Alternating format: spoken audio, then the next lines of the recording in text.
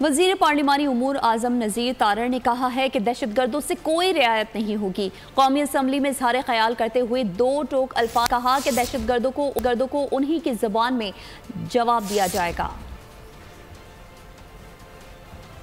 देखिए, ये एक दो रोज़ की कहानी नहीं है।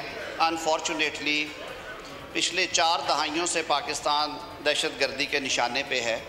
गवर्नमेंट की ज़ीरो टॉलरेंस पॉलिसी है। सिक्योरिटी अदारे हुकूमत पाकिस्तान और सूबाई हुकूमतों के शाना बशाना इस जंग में हिस्सा ले रहे हैं। हम रोज़ देखते हैं कि जिस तरह हमारे खूबरू नौजवान वर्दी पहन के मुल्क की सरहदों की और अंदरूनी सरहदों की और खलफशारों की कलाकुमी की कोशिशें कर रहे हैं और जानों के नजराने पेश कर रहे हैं।